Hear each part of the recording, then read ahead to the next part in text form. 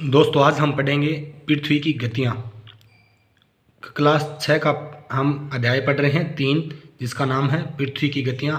अब से पहले हमने 2 अध्याय पूरे कर दिए हैं जो आप प्लेलिस्ट से देख सकते हो।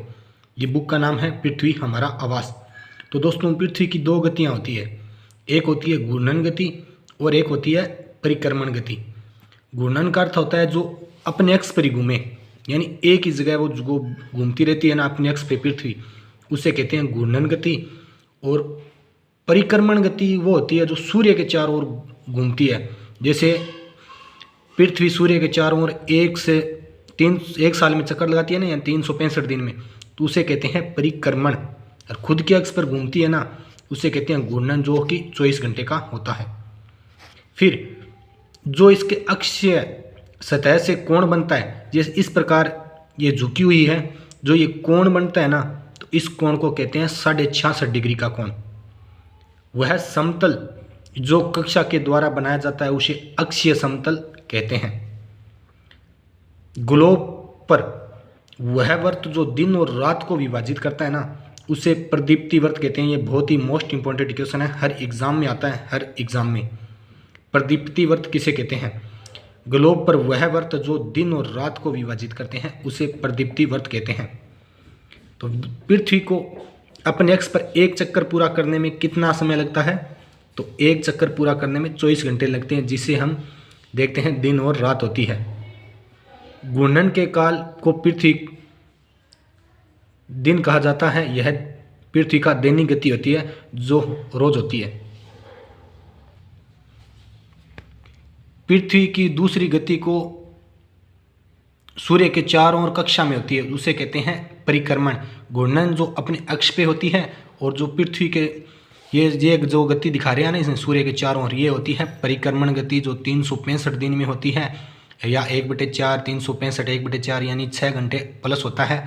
तो जो 4 साल में 6 होके एक दिन बनता है, यानी 366 दिन, उसे हम लीप वर्ष कहते हैं, जो आता है 4 साल बाद। फिर ये 3-3 महीने बाद में बदलती रहती है। सितंबर, दिसंबर, जनवरी, फरवरी, मार्च आ गया, अप्रैल, मई, जून आ गया। तो ये ऐसे सूर्य के चारों ओर पृथ्वी चक्कर लगाती है। तो 21 जून को इन क्षेत्रों में सबसे लंबा दिन होता है। अगर पृथ्वी 21 जून को उत्तरी अयनात में, उत्तरी ध्रुव में हो, तो वहाँ पे ग्रीष्म ऋतु, और दक्षिणी गोलार्ध में शीत ऋतु होगी, क्योंकि इस तरफ ना इसमें दिखाया गया है कि सबसे लंबा दिन। और 22 दिसंबर को दक्षिणी ध्रुव में सूर्य की ओर झुकी होने के कारण मकर रेखा पर सूर्य की किरणें यहाँ पे नहीं पहुँच पाती, तो सीधी पड़ती है। दक्षिणी गोलार्ध में लंबे दिन एवं छोटी रातें ग्रीष्म ऋतु में होती है, ये इसका अपोजिट होगा। ऑस्ट्रेलिया में ग्रीष्म ऋतु में क्रिसमस पूर्व भी बनाया जाता है। फिर हम बात करते हैं 21 मार्च और 23 सितंबर को सूर्य की किरणें विषुवत पर सीधी पड़ती है। इन दोनों की किरणें विषुवत पर सीधी पड़ती हैं। इस अवस्था में कोई भी ध्रुव सूर्य की ओर नहीं झुका होता, इसलिए पूरी पृथ्वी पर दिन और रात बराबर होते हैं। जो दिन रात बराबर होते हैं ना, उसे कहते हैं विषुव कहा जाता है।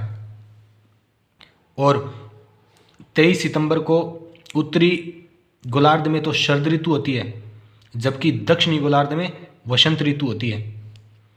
21 मार्च को स्थिति इसके विपरीत होती है, जबकि उत्तरी गोलार्ध में वसंत ऋतु और दक्षिणी गोलार्ध में शीत ऋतु होती है। फिर कुछ क्वेश्चन है कि पृथ्वी की सूर्य के चारों ओर गति को क्या कहते हैं? तो पृथ्वी की सूर्य के चारों ओर गति होती है परिक्रमण, और अपने अक्ष पे होती है उसे कहते हैं घूर्णन गति। और झुकाव आपको 66.5 डिग्री हमने बताया था। सूर्य की सीधी किरणें विषुवत पर किस दिन पड़ती है? तो 21 मार्च को सूर्य की सीधी किरणें पड़ती है। ग्रीष्म में क्रिसमस का पर्व मनाया जाता है ऑस्ट्रेलिया में। और ऋतुओं में परिवर्तन पृथ्वी के किस गति के कारण होता है? तो ये आप कमेंट करके ज़रूर बताएं किस कारण होता है ये। और एक लीप वर्ष में कितने दिन होते हैं? 366, और सीधे वर्ष में होते हैं 365 दिन। पृथ्वी की प्रतिदिन की गति को दैनिक गति कहते हैं। पृथ्वी सूर्य के चारों ओर कक्षा में घूमती है 1 साल में। और 21 जून को सूर्य की किरणें कर्क रेखा पर सीधी पड़ती है। तो ये चैप्टर था दोस्तों पृथ्वी की गतियाँ।